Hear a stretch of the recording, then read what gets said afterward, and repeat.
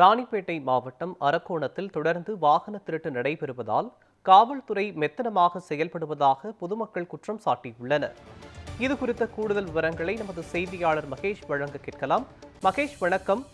அரக்கோணம் ராணிப்பேட்டையில் தொடர்ந்து வாகன திருட்டு நடைபெறுவதாக புகார் எழுந்திருக்கிறது. மேலும் இந்த புகார் தொடர்பாக காவல்துறை மெத்தனமாக செயல்படுவதாகவும் பொதுமக்கள் புகார் தெரிவித்திருக்கிறார்கள். பற்றிய விவரங்களை சொல்லுங்கள்.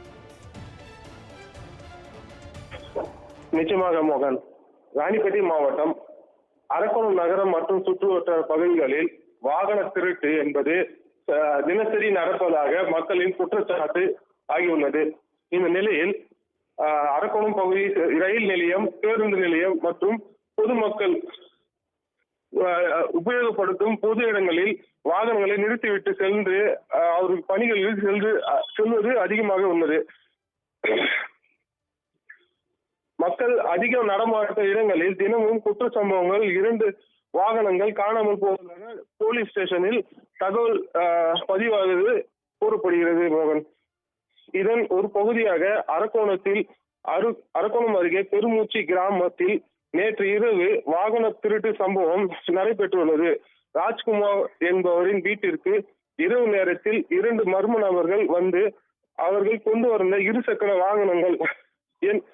வாகனங்களை 2 மர்ம நபர்கள் திருடி செல்லும் சிசிடிவி காட்சி தான் தற்போது வெளியாகி பெரும் பரபரப்பை ஏற்படுத்தியுள்ளது மோகன்.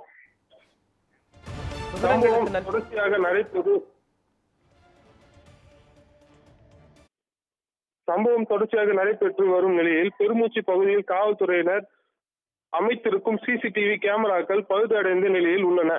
இந்த விஷயத்தில் பலமுறை காவல்துறையினர் தகவல் அளித்தும் அவை சரியப்படாமல் இருப்பது மக்களின் கடும் அதிர்ப்பு ஏற்படுத்தியுள்ளது. இதனிடையே சம்பவம் குறித்து தகவல் அறிந்து அரக்கோணம் நகர காவல்துறையினர் சம்பவ இடத்திற்கு விரைந்து வந்து திருடு நடந்த இடத்தை விசாரித்து வழக்கு பதிவு செய்து விசாரணை மேற்கொண்டு வருகின்றனர்.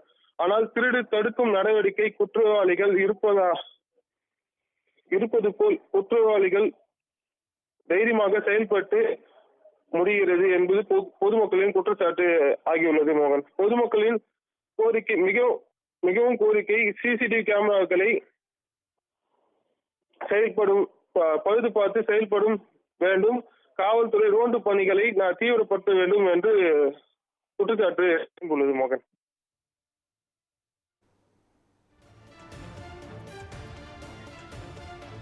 விவரங்களுக்கு நன்றி மகேஷ்.